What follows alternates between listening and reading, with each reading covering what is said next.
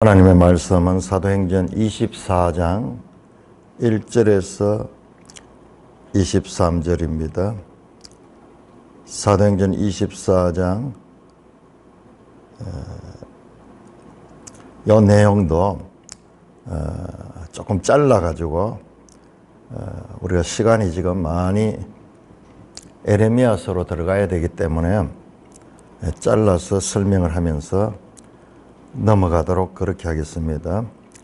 24장 1절에서 먼저 9절까지 교독하겠습니다. 닷새 후에 대제사장 아나니아가 어떤 장로들과 한 변호사 더둘로와 함께 내려와서 총독 앞에서 바울을 고발하니라. 바울을 부르매 더둘로가 고발하여 이르되 벨릭스 각하여 우리가 당신을 힘입어 태평을 누리고 또 이 민족이 당신의 선견으로 말미암아 여러 가지로 개선된 것을 우리가 어느 모양으로나 어느 곳에서나 크게 감사하나이다. 당신을 더 괴롭게 아니하려 하여 우리가 대강 여짜옵나니 관용하여 들으시기를 원하나이다. 우리가 보니 이 사람은 전염병 같은 자라. 천하에 흩어진 유대인들을 다 소요하게 하는 자요 나사렛 이단의 우두머리라. 그가 또 성전을 더럽게 하려 함으로 우리가 잡았사오니 당신이 친히 그를 신문하시면 우리가 고발하는 이 모든 일을 아실 수 있나이다 하니 유대인들도 이에 참가하여 이 말이 옳다 주장하니라. 자, 바울은 유대인 공회에 이 공격을 받아서 아주 위기에 처했죠.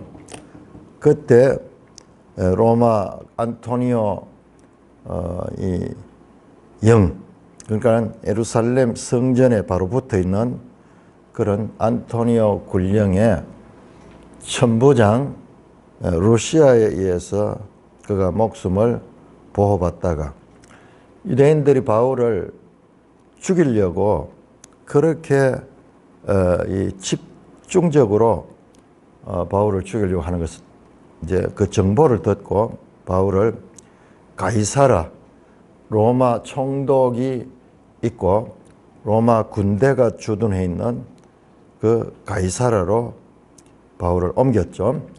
그래서 바울은 그곳에서 지금 헤롯 궁 어느 이 속에 어디에서 보호를 받고 있습니다.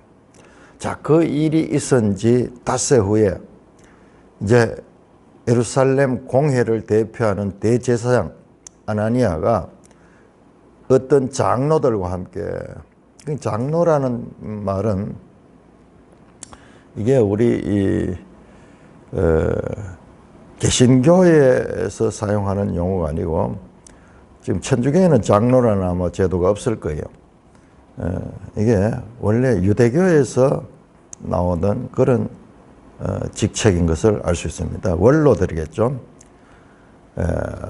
장로들과 또한 변호사 더둘로를 함께 가지고 내려왔다. 어디에서 여러분 자세히 보시면요, 사도행전에 전부 다 예루살렘으로 가는 것은 올라갔다 되어 있어요.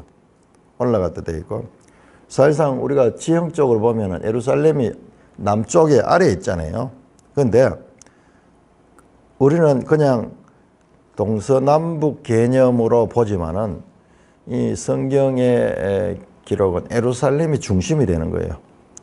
그래서 그런 표현이 아주 재미있어요. 보면은 항상 보면은 내려오다 올라가다 이 표현이 예루살렘을 중심으로 기록되는 거죠. 예루살렘에서 변호사를 대동해 가지고 전문 변호사 더둘로, 주로 여기에 모인 사람들은 사두개인들이에요. 사두개인들. 바리새인들은 바울도 바리새인이고 또한 부활에 대해서 바울이 주장하므로 사두개인들은 부활을 부인하기 때문에 집중적으로 사두개인들이 중심이 되어서 바울을 공격하는 것을 볼 수 있습니다. 여러분 성경을 자세히 보면요, 복음서의 예수님은 주로 바리새인들을 공격한 바리새인들 공격하는. 그런데 사도행전에서 보면은 사두개인들이 주로 공격이 됐어. 사두개인들이 방해를 하고 그렇게 하는 것을 볼 수가 있습니다. 자, 가이사라까지 내려와서 총독 앞에, 총독이 지금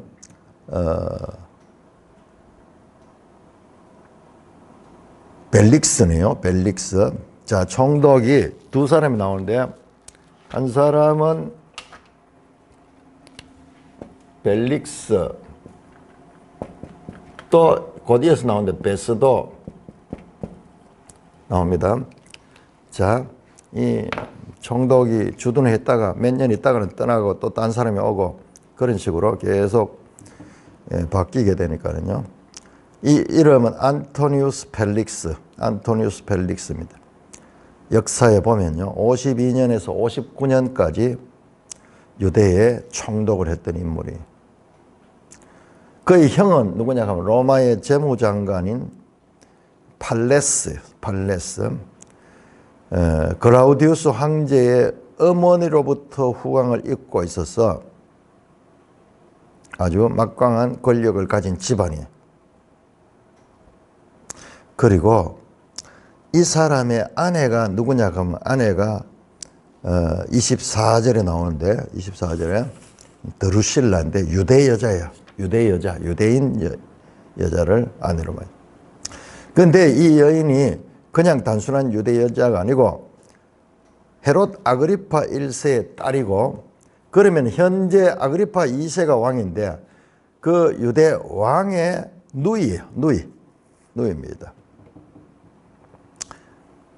그래서 유대와도 이 부인 쪽을 통해서도 막강한 그런 가문에, 그러니까 이것도 보면은 이 당시에도 전략 결혼을 했다는 것을 우리가 알 수가 있습니다. 그러면은 이 벨릭스의 재위 기간이 역사에 나오는데 그걸 통해서 보면은 이게 벨릭스가 59년까지 있었기 때문에 이때가 벨릭스의 통치 말기 57년이 됩니다. 그 다음에 이제 지금 현재 그 황제는 글라우디우스 황제인데, 글라우디우스 황제 다음에 누가 나오느냐 하면은 네로 황제가 나옵니다. 네로. 자, 우리 한번 지도를 한번 찾아볼까요? 그럼.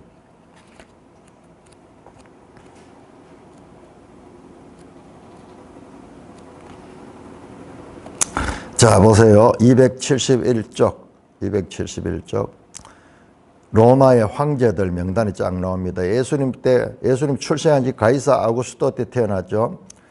그 다음에 티베리우스 때 예수님께서 공생애를 감당하시고 십자가에 못 박혀 죽으신 것이 2대 황제인 티베리우스 때입니다. 가이사 디베로라고 나오죠. 그로부터 지금 클라우디우스가 가이우스 골라를 지나서 이제 41년부터 54년까지 통치를 했고, 지금 보세요. 네로가 54년에서 68년에 제위를 했거든요. 그런데 지금 이때는 네로가 황제가 되어 있는 거예요. 그런데 이 벨릭스는 그 앞에 그 클라우디우스 황제의 지원을 많이 받았어. 그러니까 새 왕이 들어와서 그를 나중에는 이제 자리에서 내리게 됩니다.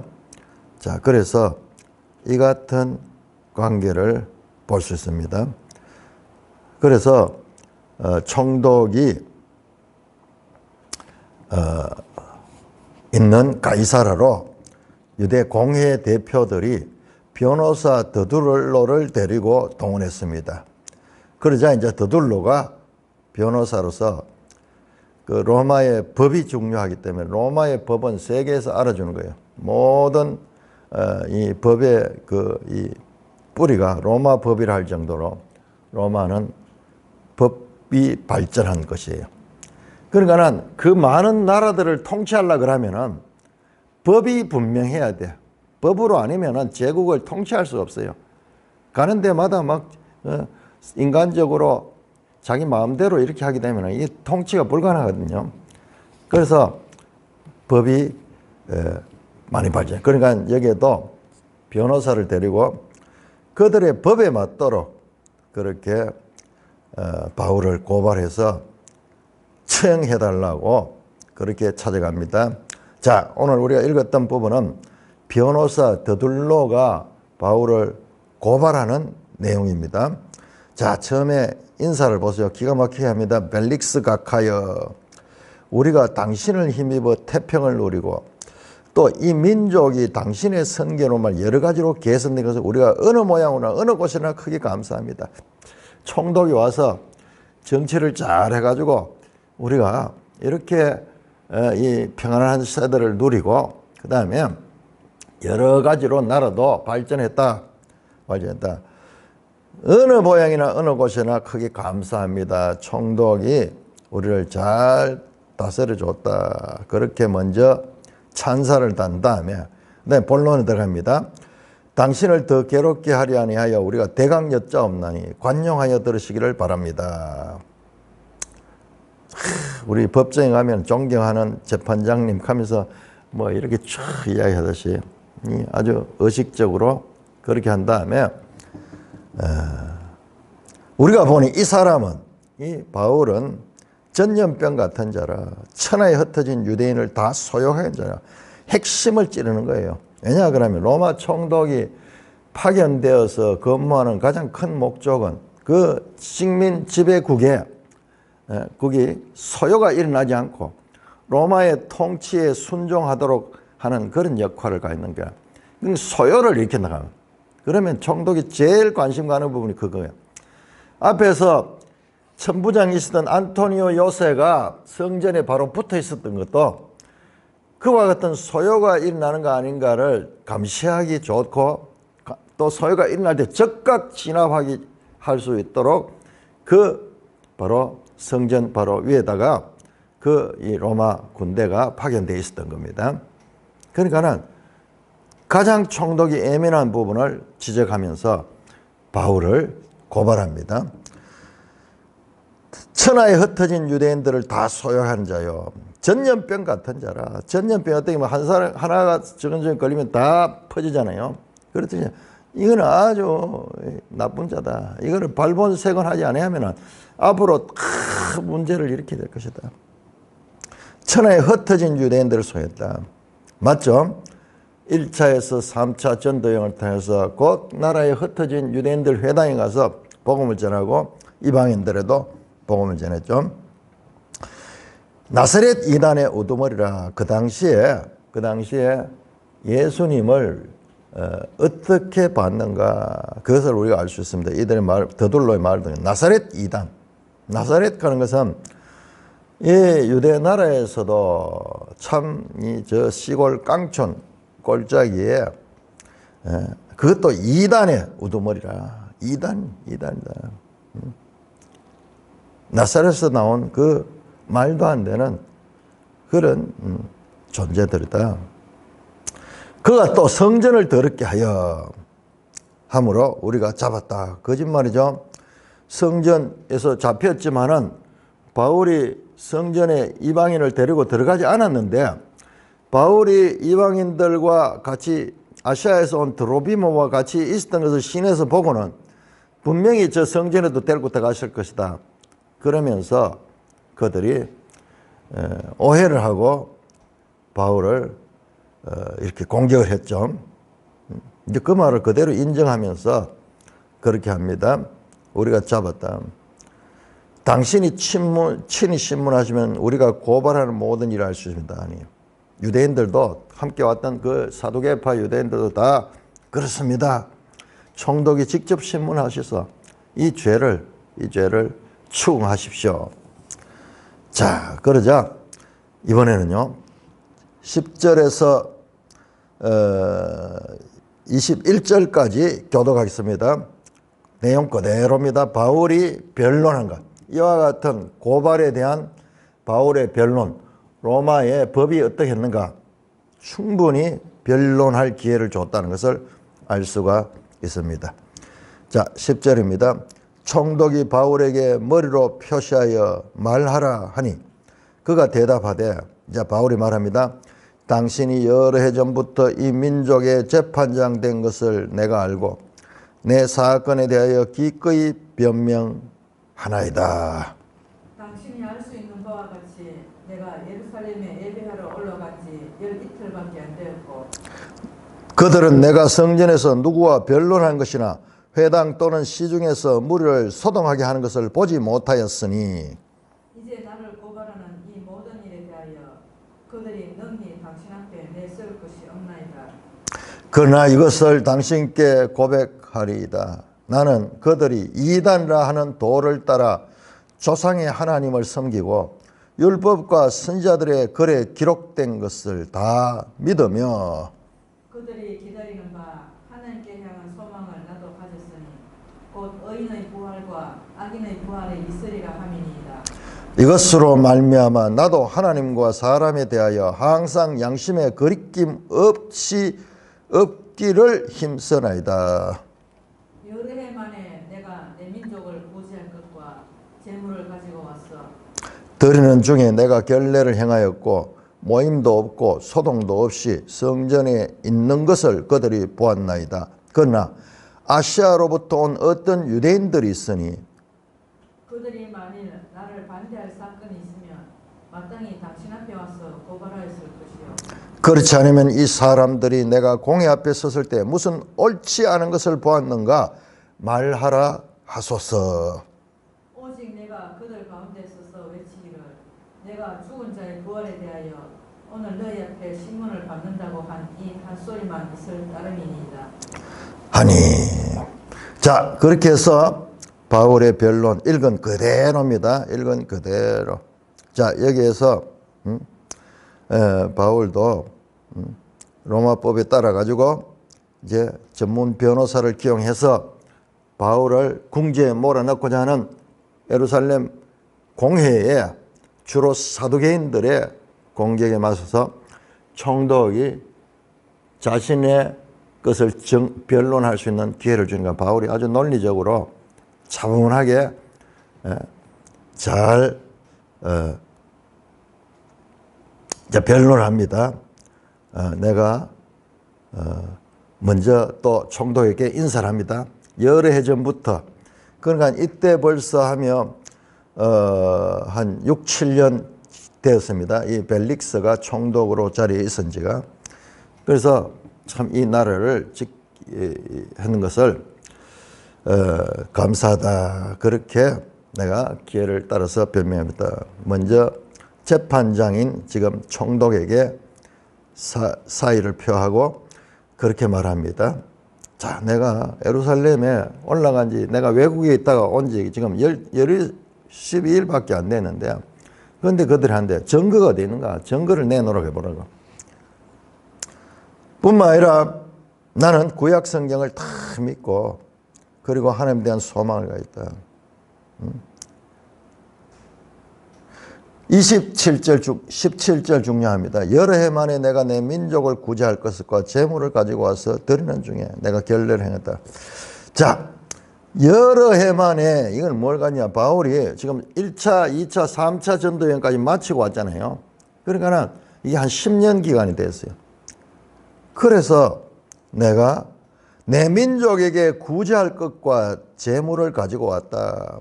내 민족에게 구제할 것과 뭐예요? 바로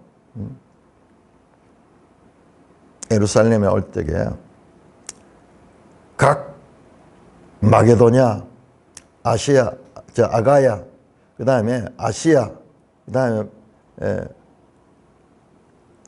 갈라디아 교회 세웠잖아요.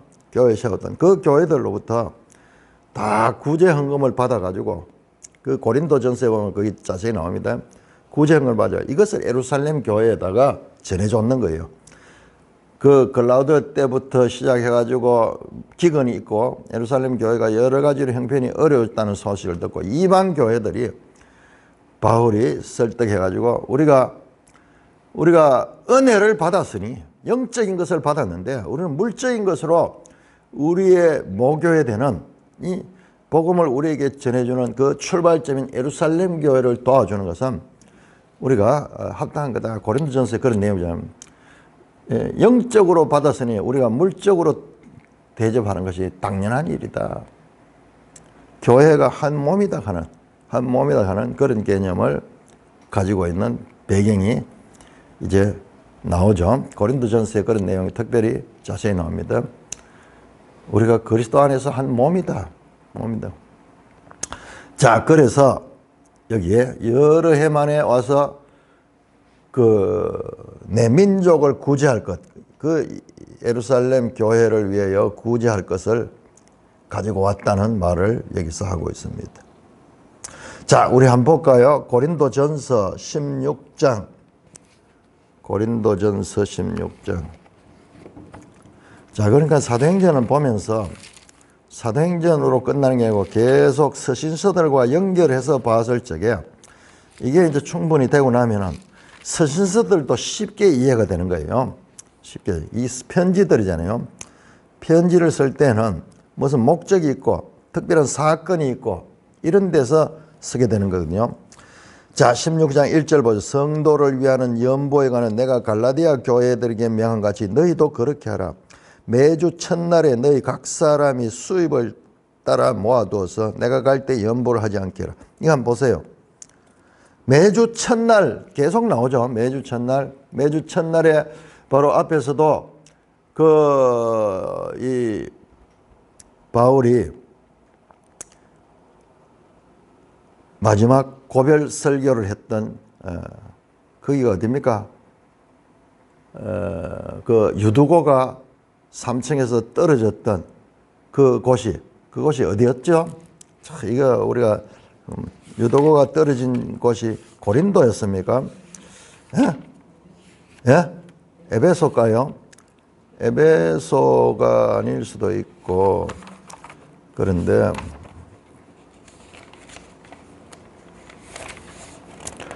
떠나기 전에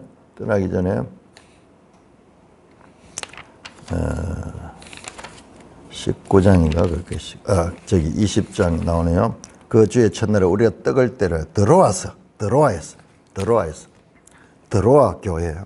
드로아에서 지금 3차 마치고 떠나가는 그 길에 드로아에서 이 드로아가 큰 도시예요. 트로이라는 그 옛날에 아주 트로이 국가로서 아주 유명한 그 언제냐 하면 그게 그리스 신화들이 참 이 배경을 가지고 있어요. 그리스 신화들이 기원전 한 1200년경에서 1000년경 그때 배경이에요.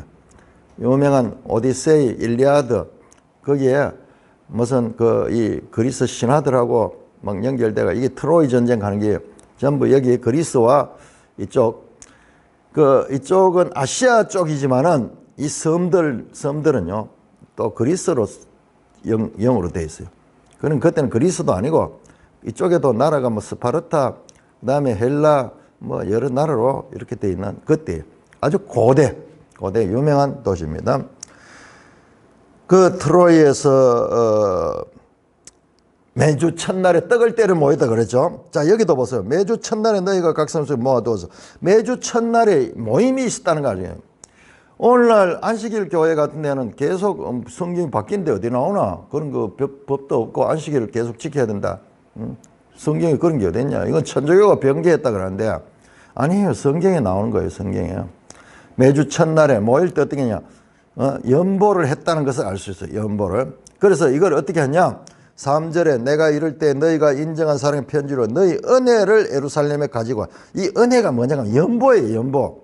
너희가 그냥 교회를 위해서 바친 그 헌금, 그러니까는 어떤 무슨 삭설 받기 위해서 무슨 목적 때문에 하는 게 아니고 그냥 선물로 주는 거기 때문에 너희 은혜를 예루살렘에 가지고 가게 한다. 그러니까 바울이 전도 여행을 하면서 우리가 사도행전은 전혀 그 내용이 안 나와.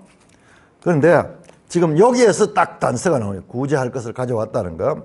그러니까 고린도전서에 보면은 이거를 계속 부탁해가지고 못하나라. 내가 갔을 때 다시 뭐 헌금한다고 하지 말고 차곡차곡 정립해놨다가 갔을 때 주면은, 그러니까 엄청난 7명이 지금 이 예루살렘으로 돌아올 때, 그 각국 대표들이 나올 때, 그게 아주 중요한 장면이에요.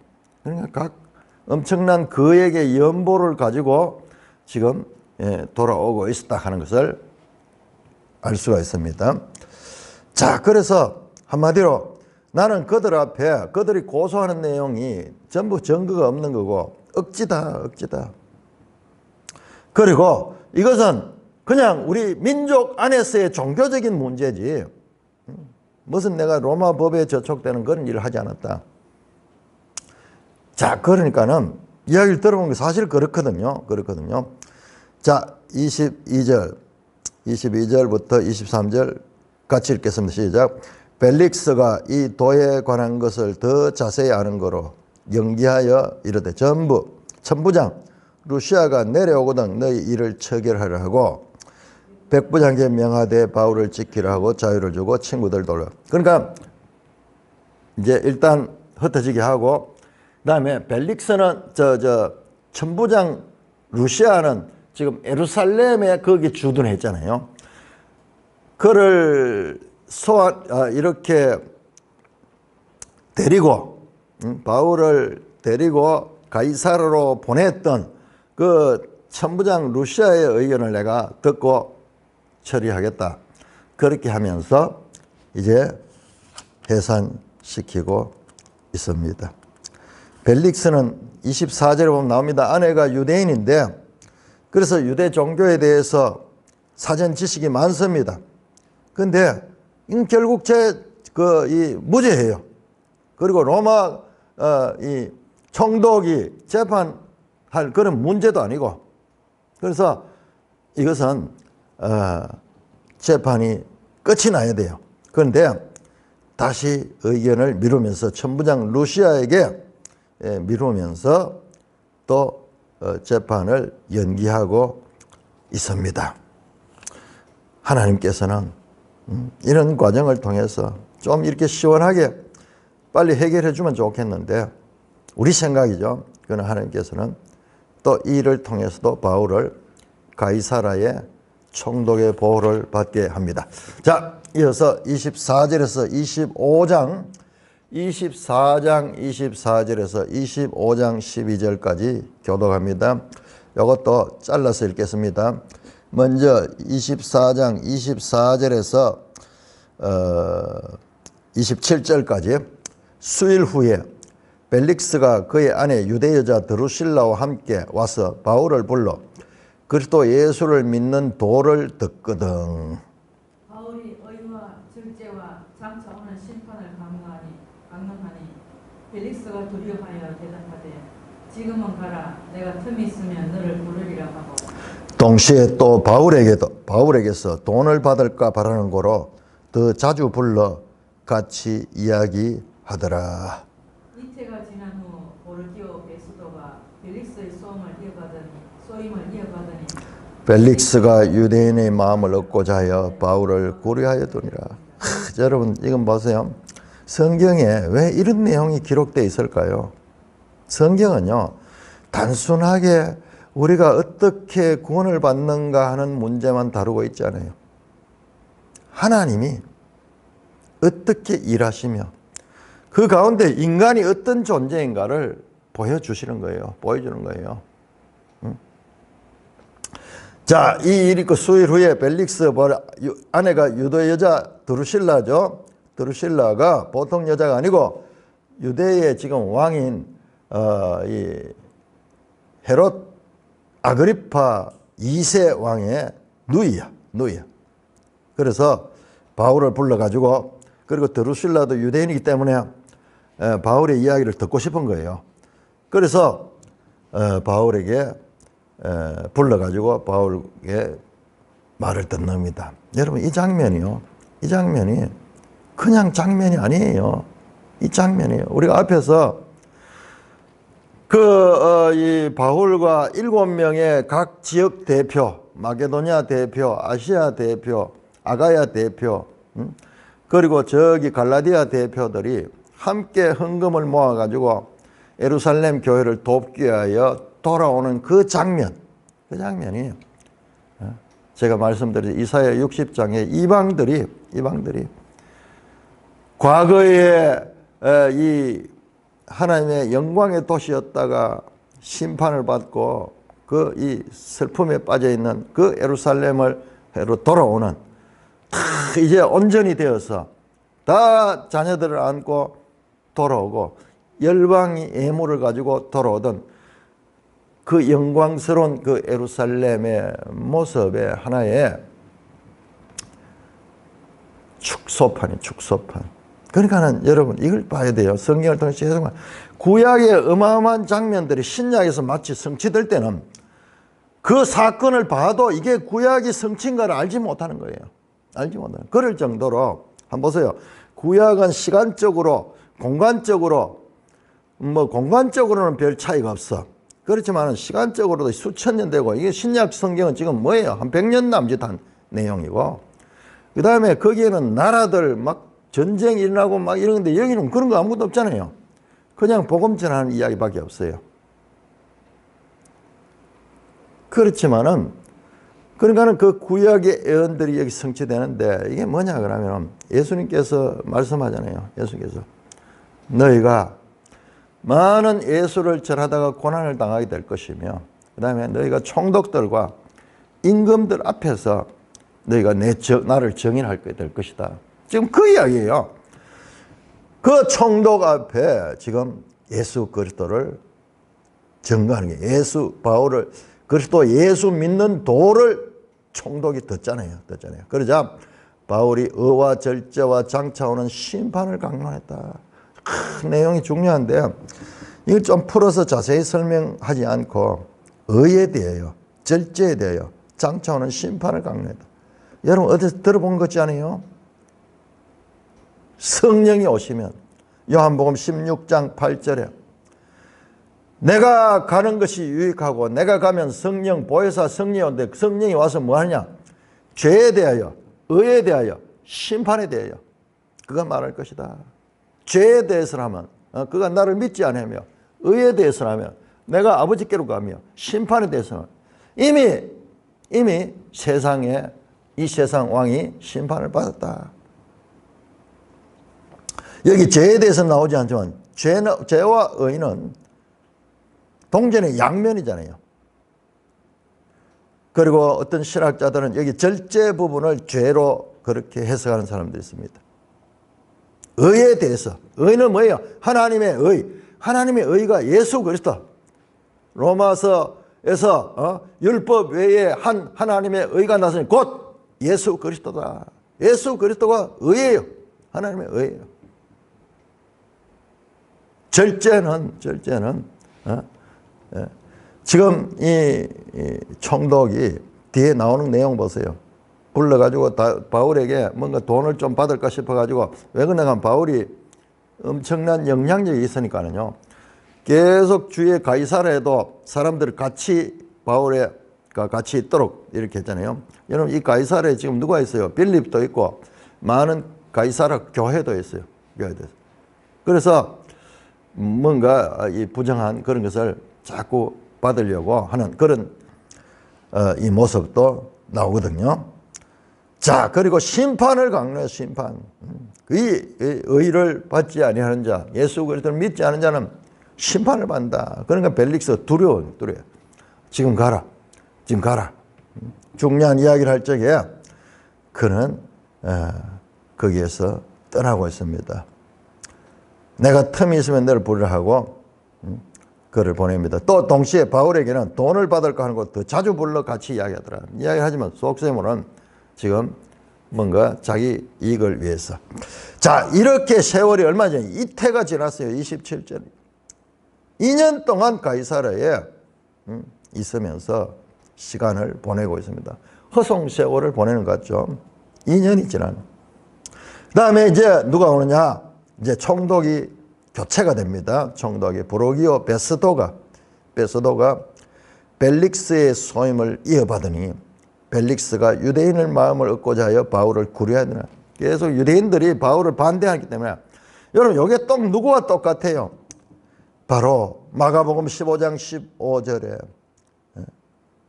그 총독 빌라도 같은 경우에도 계속 유대인들의 눈치를 보고 있잖아요. 정치적인 판단하잖아요. 지금 동일하게 예수님과 그리고 바울 그리고 12장에 보면은 헤롯 왕이 유대인들이 좋아하는 게 뭔가 가만히 보니까는 예수 믿는 사람들 이걸 잡아 넣으면 좋겠다. 그러니까 야고보를 죽이니까는 반응해 볼 좋거든요. 그러니 다시 베드로를 또 잡아가지고 민심을 얻기 위해서 그렇게 하듯이 정치가들은 진리가 없어요. 그냥 민심에 따라가지고 자기가 어떻게 하면은 자기에게 덕이 될까를 생각하고 있습니다. 그러면서 2년 동안은 재판을 지연시키고 그것을 베스도 후임 총독에게 넘깁니다. 폭탄 돌리기를 하는 거예요. 여러분 오늘날 우리 대한민국에도 어찌하여 사법이 이렇게 정의롭지 못한가. 늘 정의 이야기하고 법원에 가면은 이렇게 정의의 여신이 저울을 들고 공평하게 있다 하면서도 어떤 사람의 재판은 신속하게 진행이 되는데 박근혜 대통령 같은 경우에는 얼마나 신속하게 재판을 진행해 탄핵시켜 버렸습니까? 그런데 지금 어떤 재판은요 2년 3년이 지나도 아직까지 손도 안 대고 있는 그런 경우가 이게 지금 2년 동안 판결 내리지 않고 그냥 지연시키는 거예요. 지연된 정의는 정의가 아니다 하는 말을 요즘 많이 하는데 이게 성경에 보니까는 오늘날 문제가 아니고 과거부터 가장 법치적이라는 그 로마에서도 이와 같은 일이 있는 것을 볼 때게 인간의 정의라는 것은 이와 같이 부족한 정의다. 부족한 정의라는 것을 알 수가 있습니다. 자, 25장 1절에서 5절까지 잘라 읽겠습니다. 베스도가 부임한 지 3일 만에 가이사랴에서 예루살렘으로 올라가니 대제사장들과 유대인 중 높은 사람들이 바울을 고소할세 베스도의 호의로 바울을 예루살렘으로 옮기기를 청하니 이는 길에 매복하였다가 그를 죽이고자 함이로다. 베스도가 대답하여 바울이 가이사랴에 부르된 것과 자기도 멀지 않아 떠나갈 것을 말하고 또 이르되 너희 중 유력한 자들이 나와 함께 내려가서 그 사람이 만일 옳지 않은 일이 있거든 고발하라 하니라. 자, 이제 새로 신임 총독이 왔습니다. 베스도가 와서 처음에 어디 갑니까? 그 중에서 가장 수도가 되는 예루살렘에 가서 그 여론을 청취하는 거예요. 그러니까는 예루살렘에 뭐 여기 나오죠. 올라가니 돼 있죠. 올라가니. 예루살렘이 항상 중심이에요. 가이사랴로 내려갔다 나오네요. 5절에 나오네요. 나와 함께 내려가서 그 사람이 내려가다. 가이사랴로 가는 건 내려가는 얘기고 올라가. 그러니까 이게 방향이나 어떤 지형의 그 문제가 아니고 이것은 이 중심성, 예루살렘 중심성이라는 것을 알 수가 있습니다. 자, 그러니까는 그 산헤드린 공회를 대표하는 유대인들의 대표들이 바울을 고소하면서 저놈이 저기 문제가 많다 그러면서 예루살렘에 데려와 가지고 재판 받도록 해달라고 그렇게 요청을 한 거예요.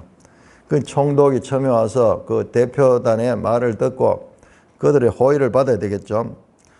그래서 이제 예루살렘으로 오는 과정에 그를 죽이려고 그렇게 했다는 거예요. 그때 베스도가 대답하여 바울이 가르사이군 자기도 곧 떠난다. 이제 가이사르 가니 너희들이 가이사르 와서 무슨 할 말이 있거든 재판해라. 고발할 것 있으면 고발해라. 그렇게 함으로 바울이 위기를 모면하게 됩니다. 자, 6절 7절 베스도가 그들 가운데 8일 혹은 10일을 지낸 후 가이사랴로 내려가서 이튿날 재판 자리에 앉고 바울을 데려오라 명하니 그가 나오매 예루살렘에서 내려온 유대인들이 둘러서서 10가지 중대한 사건으로 고발하되 능히 증거를 대지 못한지라. 자, 베스도 말대로 베스도가 한 열흘 정도 있다가 가이사르로 내려왔거든요. 그러니까는 유대인들도 함께 예루살렘에서 내려와가지고 바울을 고발합니다. 자, 그때 바울의 변명이 나옵니다. 읽는 거로 대신하겠습니다. 자, 25장 8절 바울이 변명하여 이르되 유대인의 율법이나 성전이나 가이사에게나 내가 도무지 죄를 범하지 아니하였노라 하니. 베스도가 유대인의 마음을 얻고자 하여 바울들을 묻되 내가 예루살렘에 올라가서 이 사건에 대하여 내 앞에서 신문을 받으려느냐. 바울이 이르되 내가 가이사의 재판 자리 앞에 섰으니 마땅히 거기서 신문을 받을 것이라. 당신도 잘 아시는 바와 같이 내가 유대인들에게 불의를 행한 일이 없나이다. 만일 내가 불의를 행하여 무슨 죽을 죄를 지었으면 죽기를 사양하지 아니할 것이나 만일 이 사람들이 나를 고발하는 것이 다 사실이 아니면 아무도 나를 그들에게 내줄 수 없나이다. 내가 가이사께 상소하노라 한데 베스도가 배석자들과 함께 상의하고 이르되 네가 가이사에게 상소하였으니 가이사로 갈 것이라 하니라. 자, 여기도 보면 베스도가 유대인의 마음을 얻고자 하여 똑같죠? 하는 일들이. 그래서 이제 이 그들의 고발을 받으려고 바울에게 변론할 기회를 주자 바울이 나는 로마 시민권자에 가이사 앞에 재판을 받겠다. 그래서 베스도가 배석자들과 함께 배석자들과 함께 이게 카운슬인데 오늘날 뭐 배심원 또는 오늘날 배심 판사 그러니까 이 로마 제도를 지금 좀 볼 수 있어요. 법 제도를 재판장의 역할은 베스도가 하지만 그리고 판사들이 같이 앉아 있는 거예요. 그래서 결정을 내는데 서로 의견을 나누고 최종 결정을 내요. 그러면은 이 재판은 가이사에서 받는다 그러면서 재판을 결정을 합니다. 자, 이게 지금 사람이 재판하지만 하나님께서 네가 로마에서도 나를 정언해야 될 것이라. 예루살렘에서 나를 정언같이 로마에서도 나를 정언해야 할 것이라. 23장 11절에서 그 바울에게 하나님께서 계시해 주신 그 말씀이 이렇게 이루어지는 거예요. 이렇게 이루어지는 거예요. 하나님의 일이 이와 같은 전혀 상관없는 사람들의 재판 과정, 그들의 얽히고 얽힌 인간적인 이해관계를 통해 가지고 해주는 이런 재판 과정을 통해서 하나님의 뜻이 이루어지고 있는 것을 사도행전은 우리에게 보여주고 있는 것입니다. 이걸 읽어내야 돼요. 이걸 읽어내지 않으면 그건 단순히 이 무한대 성경에 이런 지리한 재판 이야기를 자세하게 기록하겠습니까? 이게 전부 하나님이 누구시며 하나님이 어떻게 우리 이 교회에 일하시는가를 보여주는 아주 중요한 내용들인 것입니다. 자, 계속해서 25장 13절에서 22절까지 먼저 잘라서 읽겠습니다. 자, 또 시간이 있지 않습니까? 수일 후에 아그리빠 왕과 버니게가 베스도에게 문안하러 가이사로 왔다. 자, 이건 설명을 좀 하겠습니다. 자, 이 재판이 있은지 이제 가이사에게 가서 재판받기로 결정이 났죠. 결정이 났기 때문에 이제 유대인들이 손을 못 대요. 그래서 그로부터 며칠 후에 아그리빠 왕이 버니게와 함께 베스도에게 문안하러 왔다. 자, 아그리빠 왕은 이 당시에 헤롯 아그리파 2세 왕입니다. 매일 성경 주석에 나오죠. 여기 등장하는 아그리파는 헤롯 대왕의 손자이며 사도 야고보를 처형한 12장에 아그리파 1세의 아들인 아그리파 2세다. 버니게는 아그리파 1세의 장녀다. 그러니까는 이 왕의 누이예요. 왕의 누이. 그러니까 왕의 누이 하나는 아마 로마로 갔을 수도 있겠네요. 그 부인 이름 드루실라였죠. 드루실라 유대 여자. 그러니까 이 가문의 여자들이 또 이 힘을 많이 쓰고 있네요. 그 당시의 왕들이.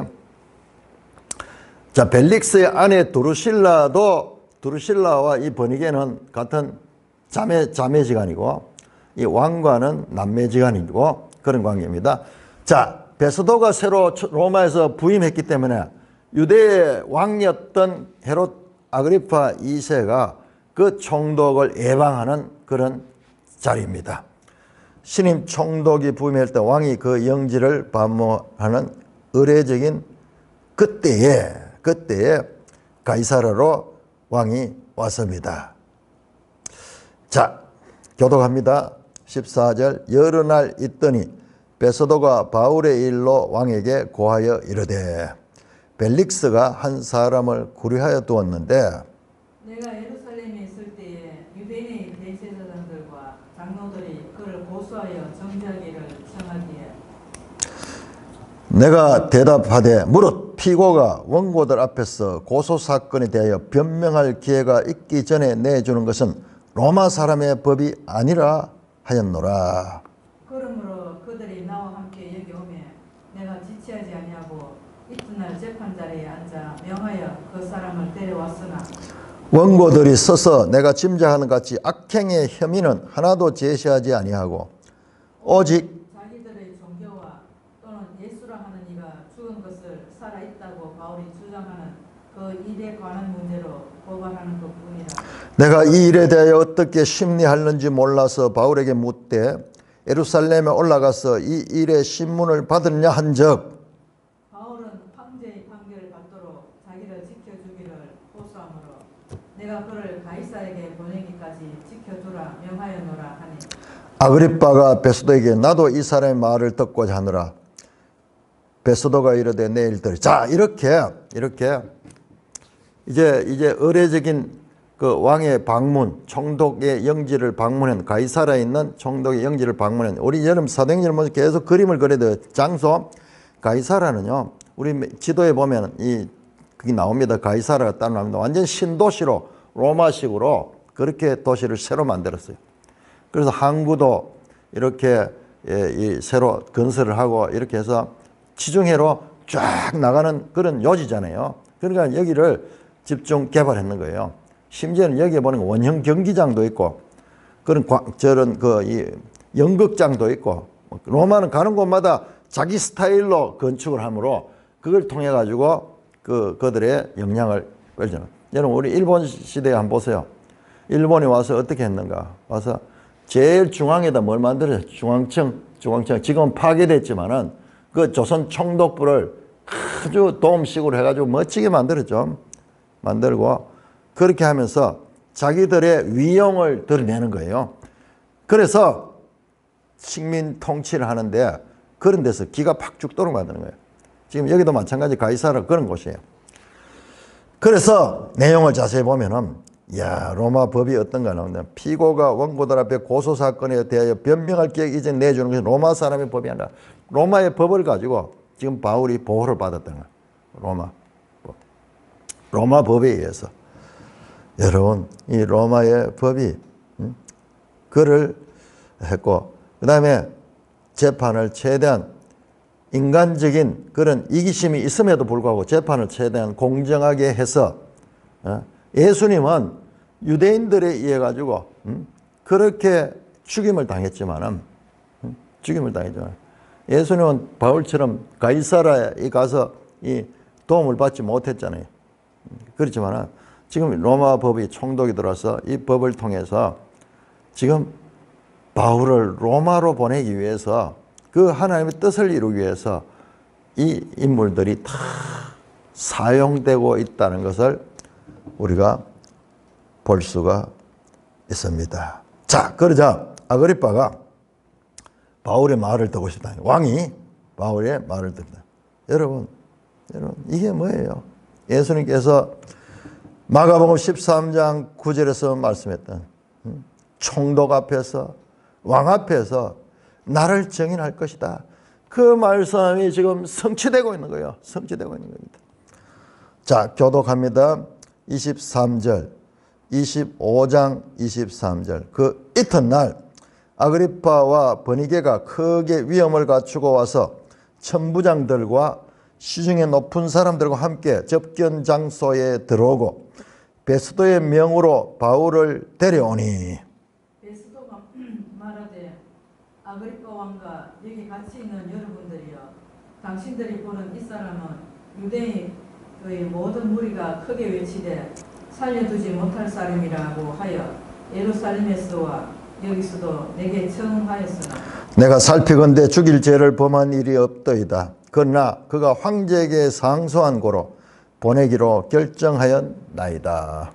그에 대하여 황제께 확실한 사실을 아랠 것이 없으므로 신문한 후 상소할 자료가 있을까 하여 당신들 앞 특히 아그리빠 왕 당신 앞에 그를 내세웠나이다.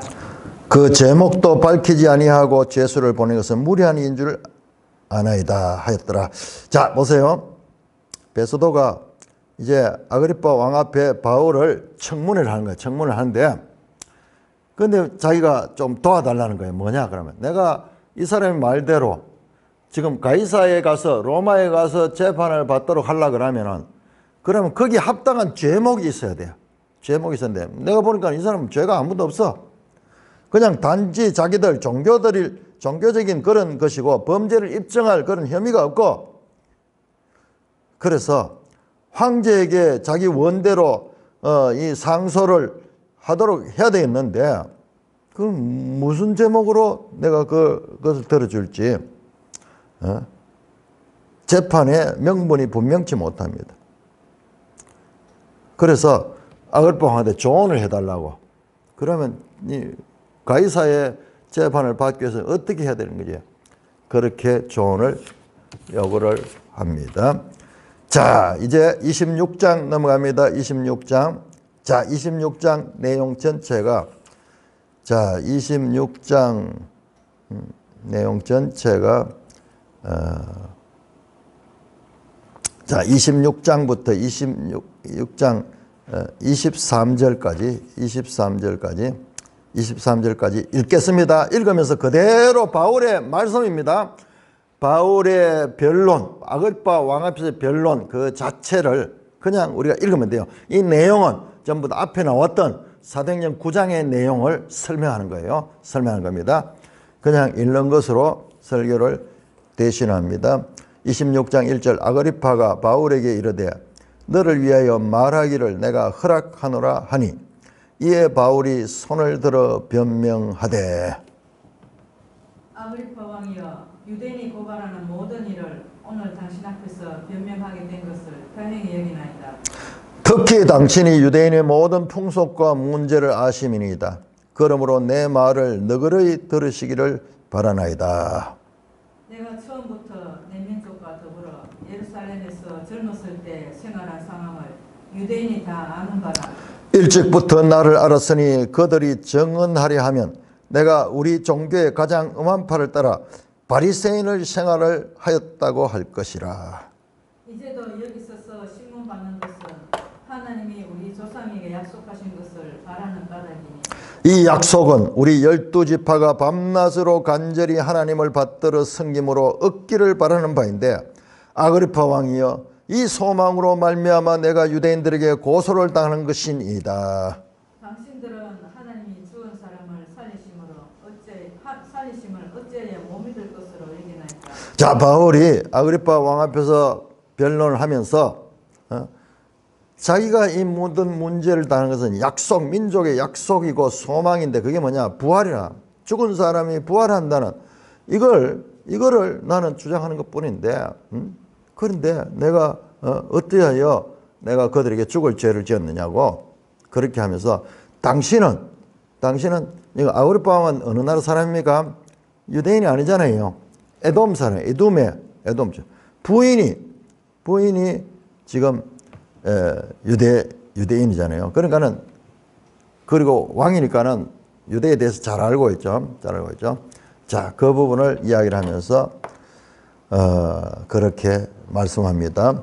자, 9절 나도 나사렛 예수의 이름을 대적하여 많은 일을 하여야 될 줄 스스로 생각하고 예루살렘에서 이런 일을 행하여 대제사장들에게서 고난을 받아가지고 많은 성도를 옥에 가두며 또 죽일 때에 내가 찬성 투표를 하였고 또 모든 회당에서 여러 번 형별하여 강제로 모독하는 말을 하게 하고 그들에 대하여 심히 격분하여 외국 성에까지 가서 박해하였고 그 일로 대제사장들의 고난과 위임을 받고 다메섹으로 갔나이다. 무슨 내용이에요? 전부 사도행전 이 7장 마지막에 스데반이 죽을 때 거기에 7장 마지막과 그 다음에 8장 1절 그 내용이죠. 그 다음에 9장에서 바울이 다메섹으로 갈 때 그 내용. 자, 앞에 나온 내용을 그대로 다시 반복합니다. 제가 앞에서 말씀드렸죠. 이 내용은 세 번째 지금 반복되는 거예요. 세 번째 반복돼요. 앞에서 22장에 또 한번 나왔고, 그 다음에 여기 26장에 나오면서 9장에서 있었던 사건 22장에서 변론할 때 나왔고, 그 다음에 여기 아그리파 왕 앞에서 다시 또 변론하면 세 번 이 사건이 기록이 되는 거예요. 제가 말씀드렸죠. 강조라고 이 사건이 가지는 중요성을 반복을 통하여 강조하고 있다는 것을 알 수가 있습니다. 13절 계속해서 말합니다. 왕이여 정오되어 길에서 보니 하늘에서부터 해보다 더 밝은 빛이 나와 내 동행들을 둘러 비추는지라. 우리가 다 땅에 엎드러지매 내가 소리를 들으니 히브리 말로 이르되 사울아 사울아 내가 어찌하여 나를 박해하느냐 가시체를 뒷발질하기가 내게 고생이니라. 내가 대답하되 주님 누구시니까? 주께서 이르시되 나는 네가 박해하는 예수라. 일어나 너희 발로 서라. 내가 내게 나타난 것은 곧 내가 나를 본 일과 장차 내가 내게 나타날 일에 너로 종과 증인을 삼으려 함이니 이스라엘과 이방인들에게서 내가 너를 구원하여 그들에게 보내어 그 눈을 뜨게 하여 어둠에서 빛으로 사탄의 권세에서 하나님께로 돌아오게 하고 죄 사함과 나를 믿어 거룩하게 된 무리 가운데서 기업을 얻게 하려 하리라 하더이다. 지금 자신을 간증하고 있습니다. 계속해서 읽겠습니다. 26장 19절 아그리파 왕이여 그러므로 하늘에서 보이신 것을 내가 거스르지 아니하고 먼저 다메섹과 예루살렘에 있는 사람과 유대 온 땅과 이방인에게까지 회개하고 하나님께로 돌아와서 회개에 합당한 일을 하라 전함으로 유대인들이 성전에서 나를 잡아 죽이고자 하였으나 하나님의 도우심을 받아 내가 오늘까지 서서 높고 낮은 사람 앞에서 증언하는 것은 선지자들과 모세가 반드시 되리라고 말한 것밖에 없으니 곧 그리스도가 고난을 받으실 것과 죽은 자 가운데서 먼지 다시 살아나사 이스라엘과 이방인들에게 빛을 전하시라 함이니이다 하니라. 자, 이렇게 아그리파 왕 앞에서 자신을 간증하고 자신이 하는 일은 뭐냐? 일은 뭐냐? 바로 예수 그리스도를 증거한다. 이것은 구약 성경에 이사야에 나오지 이방의 빛을 삼겠다고 하신 이 모든 것들이 바로 예수 그리스도 안에서 성취된 것이다. 구약의 성경 예언들은 그리스도의 부활과 이방인들의 구원에 관한 메시지가 구약 성경 속에 나타나 있다. 그렇죠? 우리는 다음 주부터 에레미야서를 공부하는데 에레미야서가 핵심 내용이 새 언약인데 새 언약이 뭐예요? 새 언약은 성령이 오시고 그 다음에 이방인들에게 복음이 전파되는 거예요. 이 교회 시대를 예언하고 있는 거예요. 정확하게 그 구약 성경을 가지고 예수 그리스도와 이방인들이 하나님께로 나오는 교회 시대를 지금 말씀하고 있다고 증거하고 있습니다. 자, 교독합니다. 24절, 26장 24절 바울이 이같이 변명하며 베스도가 크게 소리내어 이르되 바울아 네가 미쳤도다. 네 많은 학문이 너를 미치게 한다 하니 바울이 이르되 베스도 각하여 내가 미친 것이 아니요 참되고 온전한 말을 하나이다. 왕께서는 이 일을 아시기로 내가 왕께 담대히 말하노니 이 일에 하나라도 아시지 못함이 없는 줄 믿나이다. 이 일은 한쪽 구석에서 행한 것이 아니니이다. 아그리파 왕이여 선지자를 믿으시나이까 믿으시는 줄 아나이다. 아그리파가 바울에게 이르되 네가 적은 말로 나를 권하여 그리스도인이 되게 하려 하는도다. 바울이 이르되 말이 적으나 많으나 당신뿐만 아니라 오늘 내 말을 듣는 모든 사람도 다 이렇게 결박된 것 외에는 나와 같이 되기를 하나님께 원하나이다 하니라. 왕과 총독과 번이게와 그 함께 앉은 사람들이 다 일어나서 물러가 서로 말하되 이 사람은 사형이나 결박을 당할 만한 행위가 없다 하더라. 이에 아그리빠가 베스도에게 이르되 이 사람이 만일 가이사에게 상소하지 아니했더라면 석방될 수 있을 뻔하였다 하니라. 자, 이렇게 하니까는 베스도가 로마이니까는 베스도는 뭐 부인도 이는 뭐 유대인이 아니고 베스도는 정말 이 유대 나라에 대해서는 완전 잘 몰라요. 이제 부임한 지 며칠 되지도 않았고. 그러니까는 그런데 바울이 말하는 걸 들어보니까는 학문이 엄청 많다는 걸 알게 됩니다. 그러자 베스도에게 말합니다. 미친 게 아니냐? 네 학문이 너무 많아가지고 미친 게 아니냐? 그러니까는 내가 미친 게 아니고 온전한 말합니다. 그러면서 로마 총독의 생각은 바울의 말을 비정상으로 판단. 바울은 유대왕 아그리빠에게 자신에 대한 판단을 구합니다. 아그리빠 왕은 알지 거 아니에요. 이방인 베스도는 모릅니다. 그럼 왕은 알겠죠. 그러면서 왕에게 호소하니까는 아그리빠가 네가 적은 말로 나를 권하여 그리스도인 되게 한다. 전도한다는 그런 식으로 지금 봅니다. 자, 다 끝나고 자기들끼리 이제 바울도 내보내고 자기들끼리 왕과 총독과 번이게와 그와 함께 앉은 사람들, 그러니까 지도부들이 모여서 야, 저놈은 죄가 없다. 그냥 석방해야 된다. 그런데 저놈이 괜히 또 가이사에게 상소해가지고 또 어쩔 수 없이 가이사까지 가야 된다. 상소하지 않으면 석방될 수 있는데 굳이 상소를 해서 죄수의 몸으로 로마까지 압송되는 어리석은 짓을 했다. 저놈이 그냥 여기서 재판받고 끝내면 석방될 건데, 그러나 그것은 인간의 생각입니다. 인간적으로 알 수 없는 하나님의 뜻이 상소를 통해서 로마로 가게 만든다는 것은 알지 못하는 거죠. 자, 하나님의 일이 사람들을 도구로 삼으면서도 사람들이 알지 못한, 자기들이 알지 못하지만은 하나님의 도구로 사용되고 있는 것들을 보여주고 있는 것입니다. 이렇게 바울은 성경의 애언을 이룹니다. 예수님께서 말씀하셨듯이 네가 왕들과 나를 믿는 자들이 복음을 전가하다가 왕들과 총독들과 그리고 많은 사람들 앞에서 나를 정하게 될 것이다.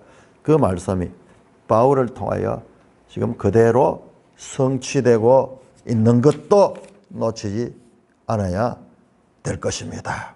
자, 여기까지 오늘 보겠습니다. 찬송가 446자.